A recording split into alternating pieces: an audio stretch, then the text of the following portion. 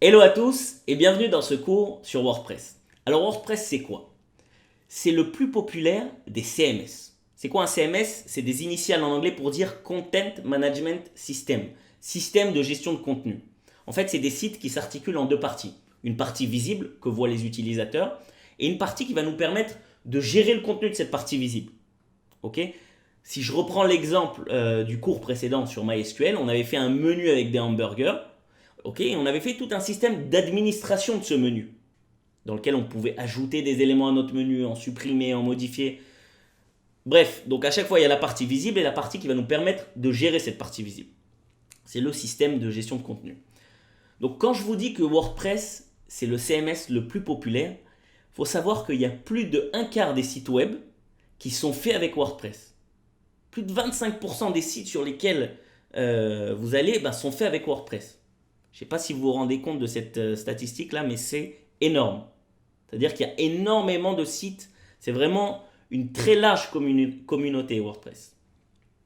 Pour vous donner des exemples, il y a même des sites populaires. Par exemple, un site américain, un blog sur la high-tech aux États-Unis qui s'appelle TechCrunch, qui est très populaire. Par exemple, ce site-là. Et bien ça, c'est fait avec WordPress. Okay, donc il y a vraiment même des gros acteurs du web qui reposent sur WordPress. Et alors pourquoi WordPress est si populaire?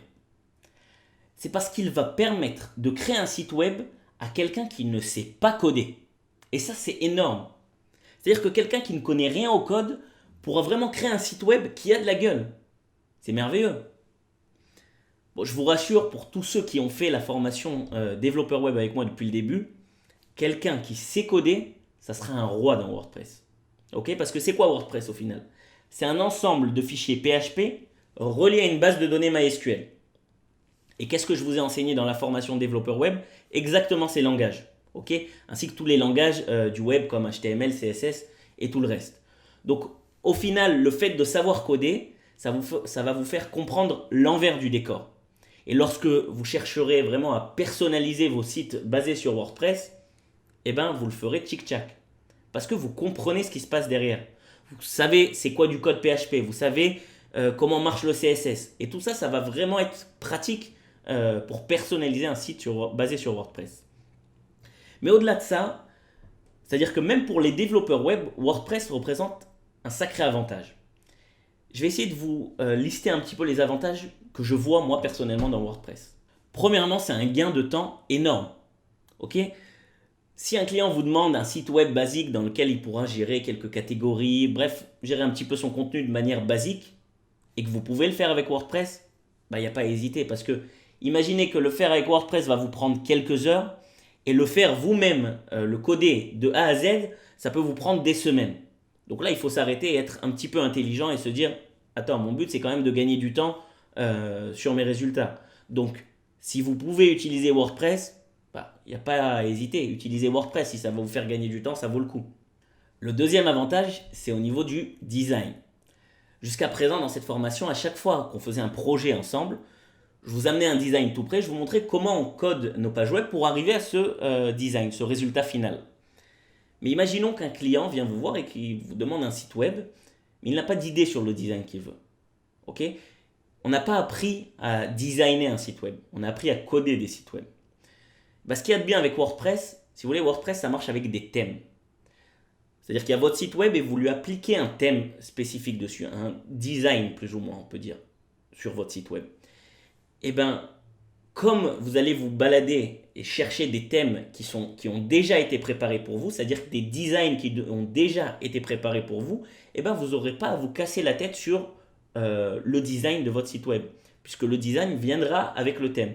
Bon, bien sûr, vous pourrez personnaliser ce design, mais le gros du travail sera déjà fait puisqu'il sera présent au sein du thème que vous choisirez. Là encore, WordPress, ça va nous simplifier la vie parce que ça va nous enlever le casse-tête du design. Okay, en tous les cas, énormément nous le simplifier. Alors dans ce cours, je vais vous montrer tous les détails de WordPress. On va voir vraiment comment WordPress est construit de manière modulaire. C'est-à-dire que, par exemple, si on prend le sujet des thèmes, il y a plus ou moins, on va dire, des bibliothèques de thèmes dans lesquelles vous pouvez aller choisir un thème et l'appliquer à votre site web. De la même manière, il y a aussi des bibliothèques de plugins, c'est-à-dire des extensions que vous pouvez aussi appliquer à votre site web. Tout ça, c'est, si vous voulez, pour vous montrer comment l'infrastructure est très modulaire. C'est-à-dire que vous pouvez prendre tel élément à droite, tel élément à gauche, et vous créez, votre propre site web à partir de ces Legos-là, qui sont des plugins, des thèmes, des widgets. Bref, maintenant, ce qu'il faut savoir, c'est que quelqu'un qui sait coder, il peut aller encore bien plus loin. Tout simplement qu'il peut lui-même créer ces Legos. C'est-à-dire qu'il peut créer un thème, il peut créer un plugin. Donc je voulais juste bien mettre au point. Dans ce cours, je ne vais pas parler de ça. Je ne vais pas parler de comment on va créer un plugin, comment on va créer un thème. Par contre, je vais montrer que quelqu'un qui sait coder, des fois, il peut aller un petit peu plus loin en personnalisant bien plus son site web. Ou du moins en comprenant ce qu'il fait quand il le personnalise, son site web. Voilà, donc c'est tout pour cette vidéo sur qu'est-ce que WordPress. Je vous souhaite un très bon cours.